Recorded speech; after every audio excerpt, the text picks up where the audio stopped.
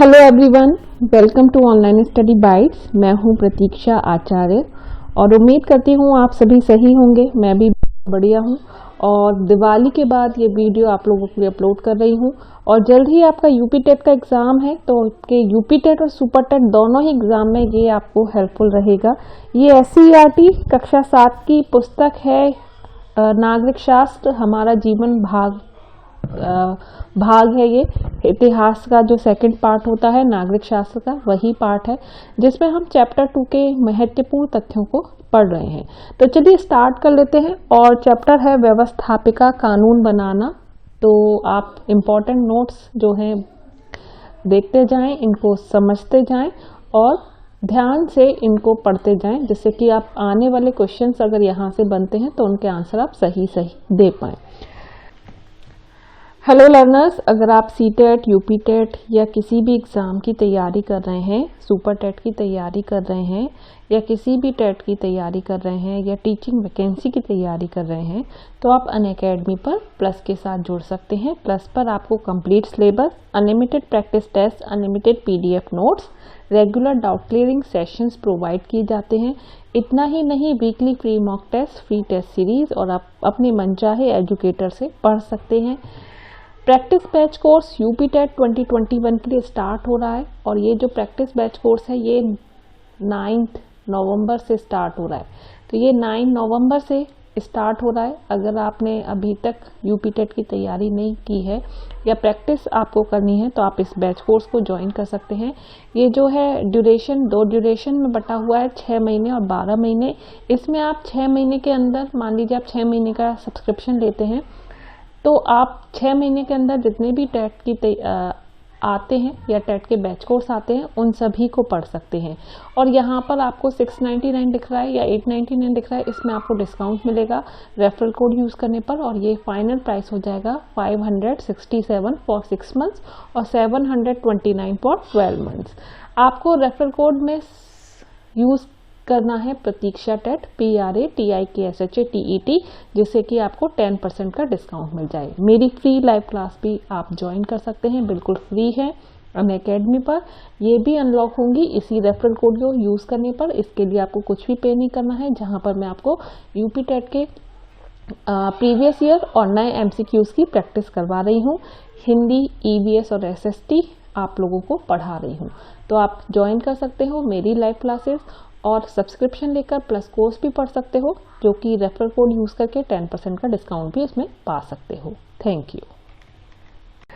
तो chapter part 2,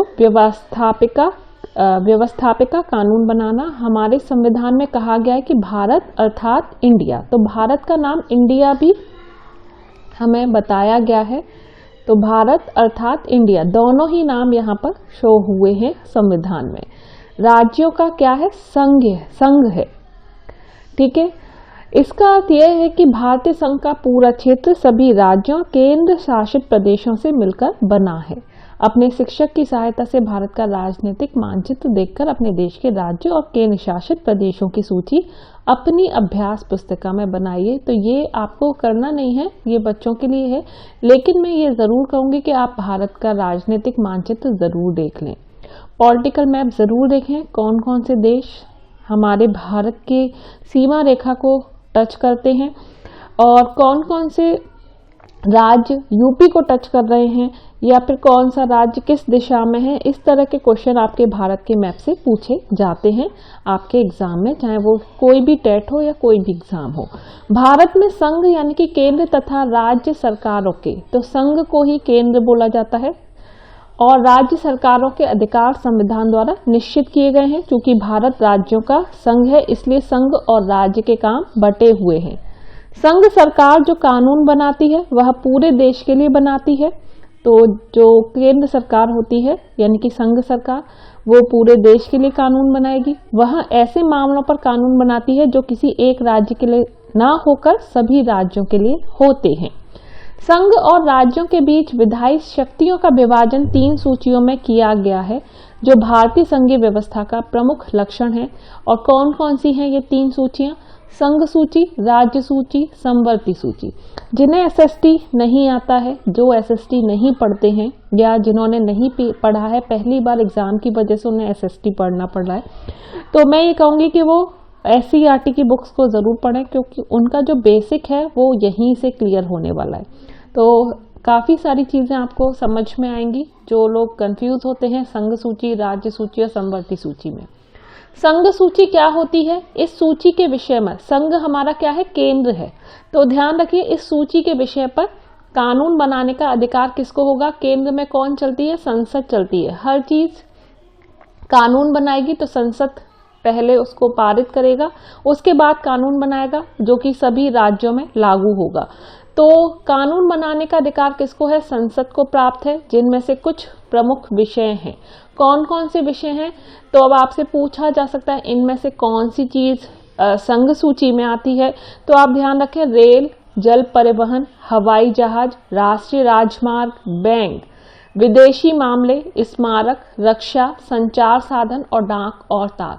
तो ये सभी चीजें क्या है? रेल एक राज्य में नहीं है, पूरे देश में फैली हुई है, तो ये किस में आएगी? संघ में।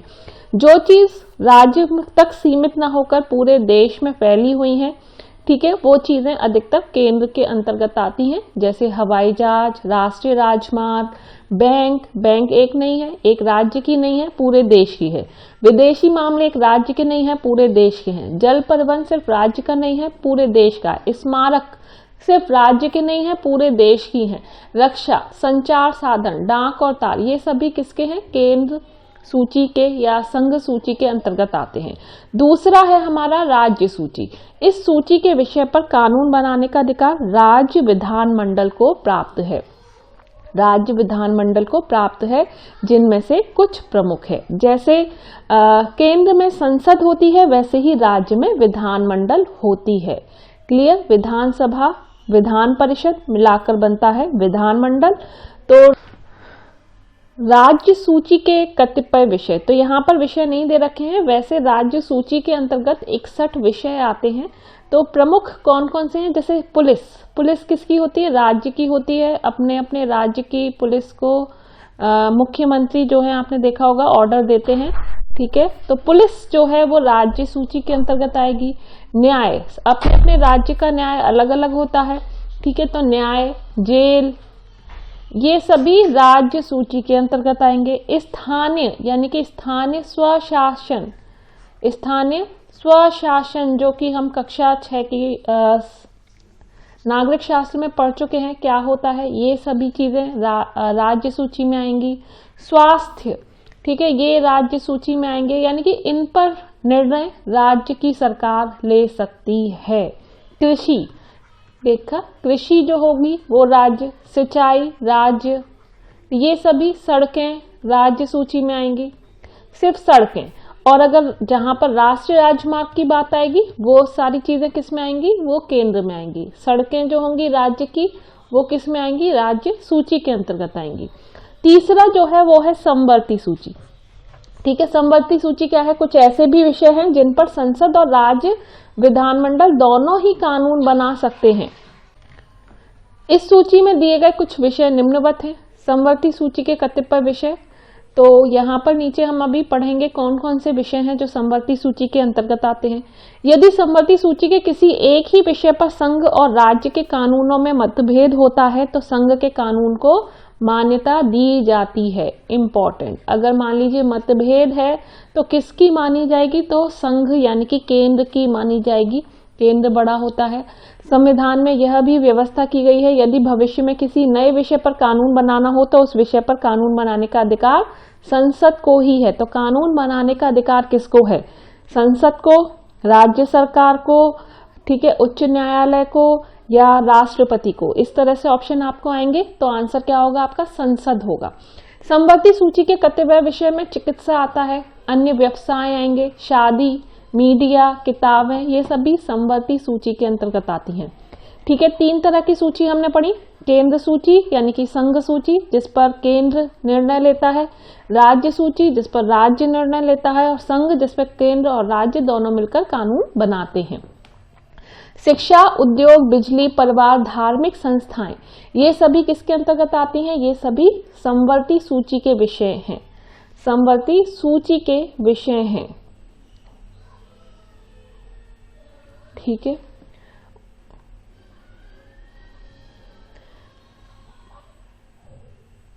चलिए नेक्स्ट बढ़ते हैं।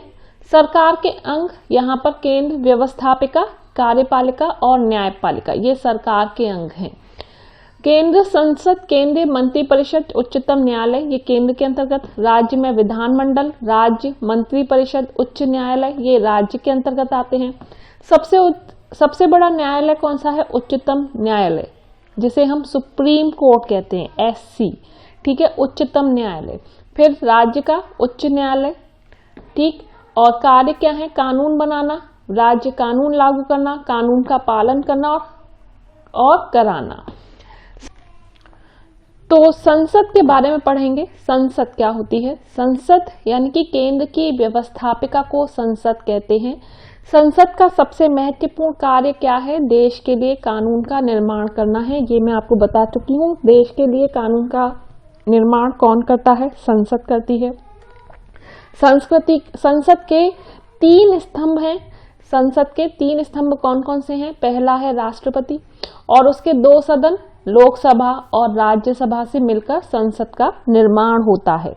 तो संसद जो बनती है ये अपने 3 पिलर से बनती है, जिसमें हम पहले राष्ट्रपति को लेते हैं, राष्ट्रपति, फिर राज्यसभा। मैं राज्यसभा लिख रही हूं क्योंकि इसको हम उच्च सदन कहते हैं, और सबसे पहले राष्ट्रपति होते हैं, फिर राज्यसभा, फिर उसके बाद लोकसभा लिख रही हूं। क्लियर? तो यहां पर आपको बता दूं, हमारे संविधान के अनुच्छेद 79 में लिखा है कि भारत में एक संसद होनी चाहिए, और संसद जो है वो राष्ट्रपति, राज्यसभा और लोकसभा से मिलकर बनती है। कौन सा अनुच्छेद है? अनुच्छेद आप ध्यान रखते चलें, संसद का 79 है। अब जब आपको 79 पता चल गया है तो राज्यसभा का क्या होगा और लोकसभा का क्या होगा, इसके लिए आप अनुच्छेद जो है साथ ही साथ ध्यान रखते चलें। तो यहाँ पर 79 हमने लिखा। अब राज्यसभा का आर्टिकल क्या है? 80 है, और लोकसभा का क्या है? 81 है। इसीलिए मैंने राज्यसभा को पहले लिखा है, लोकसभा को बाद में लिखा है। राष्ट्रपति का जो आर्टिकल है वो अलग है, इसीलिए अभी मैं बता देती हूँ, 52 है। तो संसद यानी कि भारत के संविधान के किस अनुच्छेद में लिखा गया है संसद के बारे में? 79। राज्यसभा के बारे में लिखा है 80 और लोकसभा के बारे में लिखा है अनुच्छेद 81 में, और हमारे राष्ट्रपति के बारे में लिखा है 52 में। क्लियर? तो ये चीजें आप ध्यान रखें। अब आपसे पूछा जाएगा कि लोकसभा किस अनुच्छेद के अंतर्गत आती है, या सिर्फ अनुच्छेद आपसे पूछ लिया जाए तो कुछ भी पूछा जा सकता है। आगे हम लोकसभा के बारे में पहले पढ़ेंगे। लोकसभा क्या है? लोकसभा संसद का क्या है? निम्न सदन है। निम्न सदन किसे कहते हैं? लोकसभा को कहते हैं। लोकसभा के सदस्य जनता द्वारा प्रत्यक्ष रूप से चुने जाते हैं। प्रत्यक्ष रूप यानी कि आप जो वोट देने जाते हो ना, और जिसको चुनते हो, यानी कि वोट के द्वारा, मतदान के द्वारा जिसको चुना जाता है प्रत्यक्ष रूप से, वो प्रत्यक्ष चुनाव के द्वारा वो लोकसभा के सदस्य होते हैं। लोकसभा के चुनाव के लिए पूरे देश को अनेक निर्वाचन क्षेत्रों में बांट दिया जाता है। हर हिस्से को लोकसभा चुनाव क्षेत्र कहते हैं। तो आपने सुना भी होगा कि लोकसभा के चुनाव हो रहे हैं, जिसमें आपको भाग लेना है और अपने मनपसंद उम्मीदवार को वोट देकर उसको जिताना है। हर चुनाव क्षेत्र से एक सदस्य चुनकर लोकसभा में आते हैं। लोकसभा की अधिकतम संख्या कितनी है? मोस्ट इंपॉर्टेंट है, कई बार एग्जाम में आया है, आप ध्यान रखें इस चीज को कि अधिकतम संख्या कितनी है लोकसभा की? 552। 552 लोकसभा की अधिकतम संख्या है। वर्तमान में 543 निर्वाचित सदस्य और 2 सदस्य आंग्ल भारतीय समुदाय से मनोनीत हैं। तो ये आंग्ल भारतीय वाला जो है सिस्टम अभी खत्म कर दिया गया है। आंग्ल भारतीय समुदाय का जो है अभी 2020 में 104वां संशोधन हुआ, संविधान संशोधन, और लास्ट जो करंट संशोधन है, कितने संविधान संशोधन हो चुके हैं अगर क्वेश्चन पूछा जाए तो 104 संविधान संशोधन हो चुके हैं। 104वां संविधान संशोधन अभी हाल ही में 2020 में ही हुआ है। इसी में जो ये 2 सदस्य आंग्ल भारतीय समुदाय से मनोनीत होंगे जो कि राष्ट्रपति के द्वारा होते थे, इसको समाप्त कर दिया गया है। क्लियर। तो अभी फिलहाल 543 निर्वाचित सदस्य हैं। चुनाव में उस क्षेत्र में रहने वाले 18 साल या उससे ऊपर की आयु वाले लोग वोट डालते हैं। चुनाव लड़ने वालों में जो सबसे ज्यादा वोट पाता है वही लोकसभा का सदस्य बनता है। आपने चुनाव लड़ने वाले उम्मीदवार को भाषण देते या नारे लगाते हुए देखा होगा। इनकी योग्यताएं क्या है? योग्यताएं में एज अक्सर पूछी जाती है कि लोकसभा का सदस्य बनने के लिए कम से कम कितनी आयु होनी चाहिए। तो इसको याद करना बहुत सरल है, यहाँ पढ़ लीजिए 25 साल या उससे अधिक, यानी कि कम से कम 25 साल होनी चाहिए। अब यहाँ पर मैंने 3 चीजें लिखवाई थी, संसद, राष्ट्रपति, राज्यसभा, लोकसभा। संसद का अनुच्छेद लिखवाया, सभी का अनुच्छेद लिखवाया। अब मैं यहाँ पर बताती हूँ कि कम से कम कितनी उम्र लोकसभा का सदस्य बनने के लिए कम से कम कितनी उम्र चाहिए। तो हमने अभी पढ़ा 25 साल, क्योंकि हम इसको निम्न सदन कहते हैं। ठीक है। फिर इसके बाद मैंने राज्यसभा पे जाऊंगी। राज्यसभा को उच्च सदन कहते हैं। इसके लिए कम से कम कितनी आयु चाहिए? 30 वर्ष। ठीक है। फिर उससे ऊपर होते हैं राष्ट्रपति, और इसके लिए कम से कम कितनी आयु चाहिए? 35 वर्ष। तो इसको याद करना अब आपके लिए आसान हो गया। अगर आप अलग अलग याद करोगे तो बहुत भूल जाओगे। अब निम्न सदन 25, ठीक है, उच्च सदन 30 और राष्ट्रपति के लिए 35 वर्ष कम से कम आयु होनी चाहिए। ऐसे ही अनुच्छेद 79, 80, 81 थोड़ा उल्टा है, बस थोड़ा सा ध्यान रखना है, आपको समझना है। समझ के याद करोगे तो बहुत आसानी से याद होगा, रटोगे तो कुछ भी नहीं होगा। यही चीजें आपको समझाई जाती हैं। चुनाव लड़ने वालों में जो सबसे ज्यादा वोट पाता है वही उम्मीदवार जीतता है। 25 साल या उससे अधिक आयु हो, भारत का नागरिक हो, मतदाता सूची में उसका नाम हो, किसी सरकारी लाभ के पद पर ना हो, यानी कि गवर्नमेंट जॉब में ना हो, और पागल या दिवालिया ना हो। ये सारी शर्तें सदस्य बनने के लिए होनी चाहिए।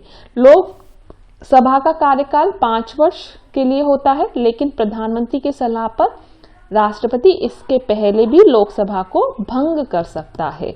किसकी सलाह पर राष्ट्रपति भंग कर सकता है? तो प्रधानमंत्री की सलाह पर। ये चीजें थोड़ी थोड़ी आप ध्यान रखते जाएं, क्योंकि अक्सर इन्हीं तरह की लाइन से क्वेश्चन आ जाता है और हम इग्नोर कर देते हैं। लोकसभा के पदाधिकारी, लोकसभा के सदस्य बहुमत से अपना एक अध्यक्ष चुनते हैं और उसके बाद एक उपाध्यक्ष चुना जाता है। ये उन्हीं सदस्यों के बीच में से चुने जाते हैं। तो लोकसभा के सदस्य में से एक अध्यक्ष होता है और एक उपाध्यक्ष होता है। अभी अध्यक्ष कौन है? ओम बिड़ला। अभी लोकसभा के जो अध्यक्ष हैं वर्तमान में, उनका नाम है ओम बिड़ला। ठीक है। पता कीजिए। तो हमने पता कर लिया कौन है स्पीकर, तो ओम बिड़ला जी हैं स्पीकर। ये ध्यान रखें, बैठकों के दौरान लोकसभा की कार्यवाही अध्यक्ष चलाता है। लोकसभा और राज्यसभा का अधिवेशन यानी कि बैठक होने पर भी अध्यक्ष ही कार्यवाही का नियंत्रण व संचालन करता है। Most important point. कितनी सारी इंपॉर्टेंट चीजें हो रही हैं, लेकिन हम लोगों ने पढ़ा है, हम लोगों ने क्वेश्चन पेपर देखे हैं, इसलिए मैं आपको बताती जा रही हूँ कि यहाँ से अक्सर क्वेश्चन पूछे जा सकते हैं। अगर आप पहली बार पढ़ रहे हैं तो हो सकता है आपको ये चीजें इंपॉर्टेंट ना लगे, लेकिन ये इंपॉर्टेंट है, क्योंकि यहाँ से क्वेश्चन आता है। मान लीजिए संयुक्त अधिवेशन, लोकसभा और राज्यसभा के एक साथ अधिवेशन को कहा जाता है संयुक्त अधिवेशन। क्या बोला जाता है? संयुक्त अधिवेशन की अध्यक्षता किसके द्वारा की जाती है, ये पूछा जाता है। संयुक्त अधिवेशन की अध्यक्षता किसके द्वारा की जाती है? तब आपका आंसर होगा लोकसभा के स्पीकर के द्वारा, ना कि राज्यसभा के स्पीकर के द्वारा, लोकसभा के स्पीकर के द्वारा। अध्यक्ष ना हो तो यही काम कौन करेगा? उपाध्यक्ष करता है। यदि लोकसभा का बहुमत अध्यक्ष को ना चाहे तो उन्हें प्रस्तावित पारित करके हटा सकते हैं। क्लियर। और दोनों बैठकों का संयुक्त अधिवेशन को कौन बुलाता है, कौन आहूत करता है? ठीक है। आहूत मतलब होता है इनवाइट करना, यानी कि निमंत्रण देना। ठीक है, आह्वान करना। तो कौन करता है संयुक्त अधिवेशन को आहूत यानी कि निमंत्रण, तो वो देते हैं हमारे राष्ट्रपति। ठीक है, बस निमंत्रण देते हैं। अध्यक्षता कौन करेगा? अध्यक्षता लोकसभा का स्पीकर करेगा, जो कि अभी फिलहाल में कौन है? ओम बिरला जी। लोकसभा के अधिवेशन कितने बार होते हैं साल में? 2 बार अवश्य होने चाहिए। दोनों अधिवेशनों के बीच कितना अंतर होना चाहिए? 6 महीने का। ये मोस्ट इंपॉर्टेंट है, एक एक लाइन अभी इंपॉर्टेंट चल रही है, कहीं से भी क्वेश्चन आपका पूछा जा सकता है। ठीक है, 6 महीने से अधिक का अंतर नहीं होना चाहिए। लोकसभा के कार्य कानून बनाना, मंत्री परिषद के कामों पर अपना नियंत्रण रखना, कानून में संशोधन करना और जनता पर कर लगाने और खर्च करने का निर्णय लेना। तो ये थे लोकसभा के कार्य। अब चलिए नेक्स्ट चलते हैं राज्यसभा के कार्यों पर। राज्यसभा क्या है? राज्यसभा संसद का उच्च सदन है। राज्यसभा संसद का उच्च सदन है। ध्यान से पूरा चैप्टर पढ़िएगा। अगर वीडियो अच्छा लग रहा है तो आपको क्या करना है? लाइक जरूर कर देना, प्लीज लाइक जरूर कर देना, कमेंट करके जरूर बताना। पूरी कोशिश कर रही हूँ, अब कोशिश करूंगी डेली आप लोगों के लिए वीडियोस अपलोड कर दूं, क्योंकि 28 नवंबर का आपका एग्जाम है। इनमें से 12 सदस्य, इनके सदस्यों की संख्या अधिक से अधिक 250 हो सकती है। इनमें से 12 सदस्यों को राष्ट्रपति द्वारा मनोनीत किया जाता है। ये सदस्य अपने किसी न किसी कार्य के लिए प्रसिद्ध होते हैं। इन सदस्यों को राष्ट्रपति साहित्यकार, वैज्ञानिक, कलाकार तथा समाज सेवियों में से नामित करता है। शेष सदस्यों का चुनाव राज्य, दिल्ली और पुदुचेरी विधानसभाओं के निर्वाचित सदस्य करते हैं। तो विधानसभा सिर्फ 2 केंद्रों में है, केंद्र शासित प्रदेश में है, सिर्फ दिल्ली में है और पुदुचेरी में है। बाकी के केंद्र शासित प्रदेशों में विधानसभाएं नहीं है। किसमें है? दिल्ली और पुदुचेरी। और यही विधानसभा के सदस्य राष्ट्रपति के चुनाव में भी इनका योगदान होता है, राष्ट्रपति के चुनाव में भाग लेते हैं। कौन से सदस्य हैं? दिल्ली और पुदुचेरी विधानसभा। विधानसभा और विधान परिषद 2 होते हैं राज्य में। ठीक है, सिर्फ 2 ऐसे केंद्र हैं जहां पर विधान सभाएं हैं, दिल्ली है और पुदुचेरी है। विधानसभा जो है हर राज्य में नहीं है, लेकिन विधान परिषद है। इनका चुनाव सीधे जनता द्वारा नहीं होता है, इसीलिए इस प्रकार के चुनाव को अप्रत्यक्ष चुनाव कहते हैं। जो राज्य के सदस्य होते हैं, इनका चुनाव जनता के द्वारा नहीं होता, जैसा कि लोकसभा के सदस्यों का होता है। इनको हम जो सदस्य चुनते हैं उनके द्वारा चुना जाता है। इस प्रकार के चुनावों को अप्रत्यक्ष चुनाव कहा जाता है। राज्यसभा का सदस्य वही व्यक्ति हो सकता है जिसकी आयु 30 वर्ष हो। तो लोकसभा की 25 बताई थी, राज्यसभा की 30 और राष्ट्रपति की कितनी हो जाएगी? 35 वर्ष।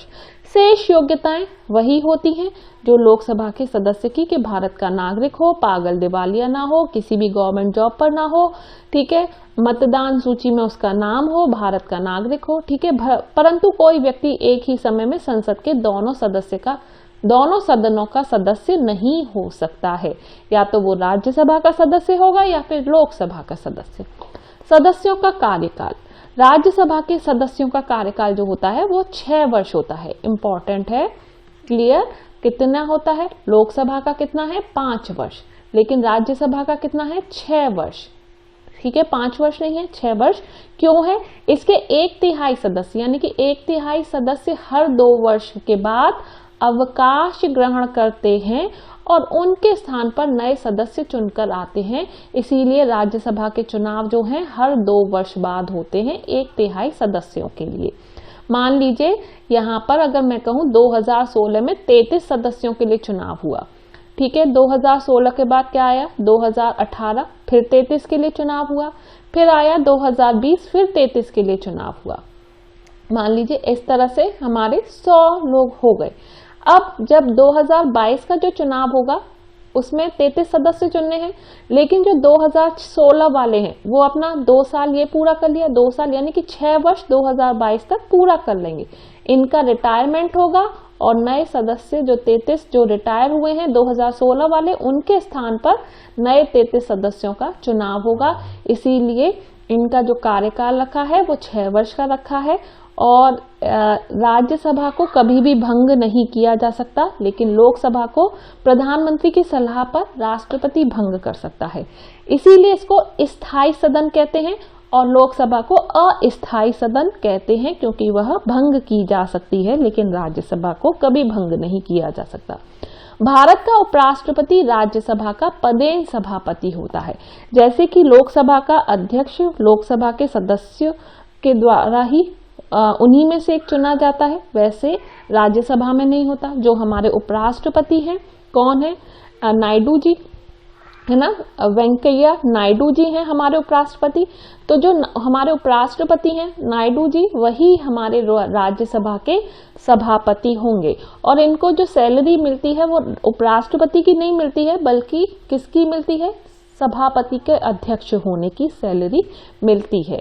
यह राज्यसभा की कार्यवाही का संचालन करते हैं। जब सभापति उपस्थित नहीं रहता तब उनके स्थान पर उपसभापति कार्य करता है।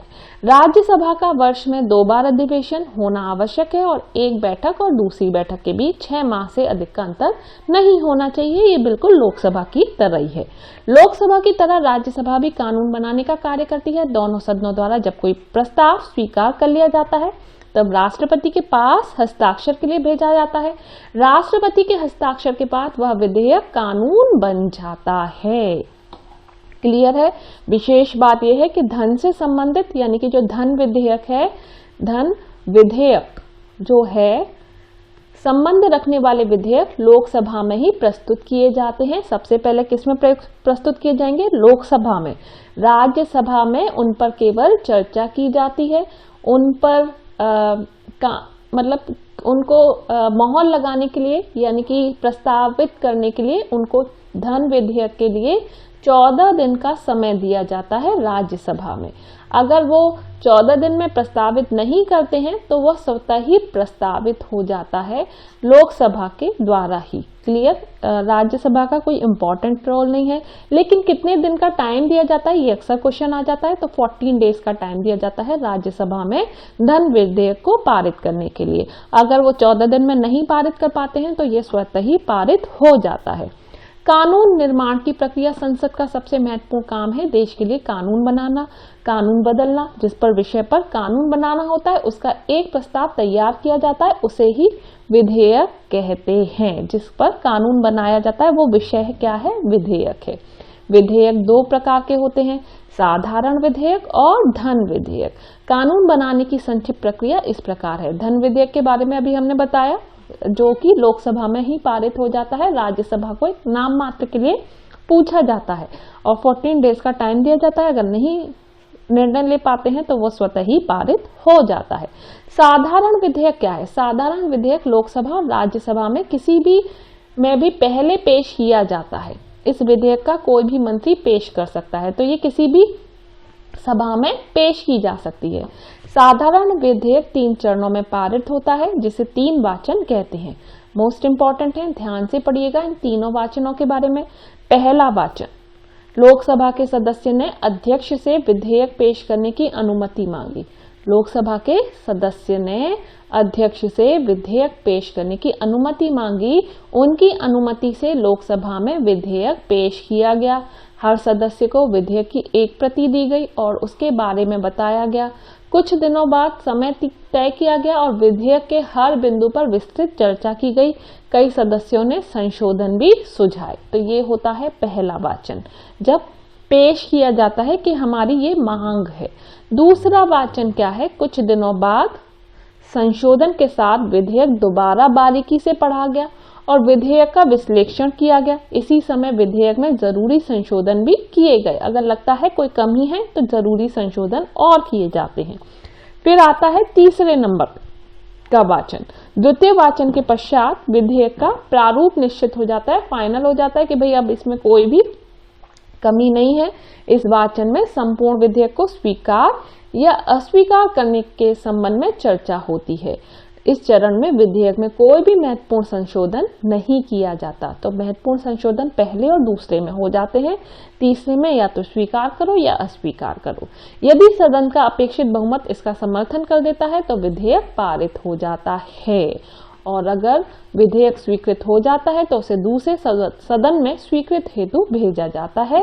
दूसरे सदन में भी विधेयक इन 3 अवस्थाओं में से गुजरता है। यदि दूसरा सदन भी इसे स्वीकृत कर लेता है तो उस विधेयक को राष्ट्रपति की स्वीकृति के लिए भेजा जाता है। राष्ट्रपति के हस्ताक्षर के पश्चात वह कानून बन जाता है। कानून बनाने की प्रक्रिया के यहाँ पर अब मुख्य बिंदु पढ़ेंगे। इतना आपने समझ लिया। 3 चरण दोनों ही सभा में पारित होते हैं। अगर तीनों में हो जाए तब राष्ट्रपति इस पर कानून हस्ताक्षर करेगा, तब वो कानून बन जाएगा जो कि पूरे देश में लागू हो जाएगा। और अगर कोई भी मतभेद होता है, कुछ भी प्रॉब्लम होती है, कोई एक सभा नहीं मान रही है, तो फिर राष्ट्रपति दोनों सभाओं को एक साथ बुलाता है। उसको संयुक्त बैठक कहा जाता है। तो किसके द्वारा बुलाया गया है? राष्ट्रपति के द्वारा। लेकिन अध्यक्षता कौन कर रहा है? लोकसभा का स्पीकर। साधारण विधेयक पहले किसी भी सदन में पेश किया जा सकता है, राज्यसभा या लोकसभा। आधे से अधिक उपस्थित सदस्यों का मत यदि विधेयक के पक्ष में होता है तो विधेयक उस सदन में पारित हो जाता है। राष्ट्रपति के हस्ताक्षर से पहले दोनों सदनों से विधेयक पारित होना जरूरी है। अगर एक से होगा तो राष्ट्रपति के पास नहीं जाएगा। आमतौर पर जब मत लिए जाते हैं तो सभा का सभापति अपना मत नहीं देता है, पर यदि विधेयक के पक्ष और विपक्ष के बराबर सदस्यों का मत है, यानी कि मान लीजिए 50-50 हो गया, तब सभापति अपना मत दे सकता है। तो इसको किसकी साइड होना है उसको बराबर ना करते हुए तब अपना मत देगा अध्यक्ष। इस स्थिति में उसका मत निर्णायक होगा। यदि साधारण विधेयक एक सदन से पारित हो जाता है पर दूसरे सदन से नहीं पारित होता है तो समस्या उठ खड़ी होती है। इसे सुलझाने के लिए राष्ट्रपति दोनों सदनों की संयुक्त बैठक बुला सकता है। मोस्ट इंपॉर्टेंट, राष्ट्रपति साधारण विधेयक को सुझावों सहित वापस लोकसभा में भेज सकता है। लोकसभा चाहे तो उस विधेयक को वहीं पर समाप्त कर सकती है, परंतु वही विधेयक लोकसभा द्वारा दोबारा राष्ट्रपति को भेजे जाने पर राष्ट्रपति को अपने हस्ताक्षर करने ही होते हैं। अब ये बात हुई हमारी साधारण विधेयक की। अब हमारा जो दूसरा विधेयक है वो है धन विधेयक। तो मैं आपको पहले भी बताती चल रही हूँ, तो ये चीजें आपको अब क्लियर होती जा रही होंगी। अगर इसके बाद भी आपको कोई डाउट लग रहा है तो कमेंट बॉक्स में लिखिएगा, कोशिश करूंगी नेक्स्ट वीडियो में उसे और क्लियर करने की। जिन विधेयकों में खर्चे या आमदनी की बात जुड़ी होती है, जैसे बजट, तो उसके लिए प्रक्रिया कुछ अलग है। ऐसे विधेयक राष्ट्रपति की अनुमति से ही संसद में पेश किए जा सकते हैं। ये विधेयक हमेशा पहले किस में आएंगे? लोकसभा में। तो धन विधेयक कौन सी सभा में सबसे पहले पेश किया जाता है? तो लोकसभा में। किसकी अनुमति से पेश किया जाता है? तो राष्ट्रपति की। उन्हें मंत्री ही पेश कर सकते हैं, केवल लोकसभा ही इन विधेयकों पर मत दे सकती है, यानी ये विधेयक लोकसभा से ही पारित होते हैं। राज्यसभा में ये विधेयक केवल चर्चा के लिए भेजे जाते हैं और राज्यसभा केवल 14 दिन के लिए धन विधेयक अपने पास रख सकती है और उससे ज्यादा नहीं। लोकसभा का एक और महत्वपूर्ण सिद्धांत है बहुमत का शासन। बहुमत से लोग चुने जाते हैं, बहुमत से ही विधेयक पारित होते हैं। ये है लोकसभा, राज्यसभा, ठीक है। और पहले साधारण विधेयक किसी में भी जा सकता है, लेकिन धन विधेयक सबसे पहले लोकसभा में, फिर राज्यसभा, फिर राष्ट्रपति के पास जाते हैं। तो यहाँ पर हमारा ये चैप्टर अभी समाप्त नहीं हुआ है। कुछ इंपॉर्टेंट फैक्ट्स हैं, इनको पढ़ लेते हैं, जो कि कुछ उत्तर प्रदेश से संबंधित हैं। हमारे प्रदेश की व्यवस्थापिका को क्या कहा जाता है? विधानमंडल। हमारे प्रदेश की जो व्यवस्थापिका है उसको विधानमंडल कहते हैं। यह राज्यपाल, विधानसभा तथा विधान परिषद से मिलकर बनी है। जैसे केंद्र में राष्ट्रपति है, वैसे ही राज्य में सर्वोच्च है राज्यपाल। जैसे राज्यसभा है वैसे ही है विधान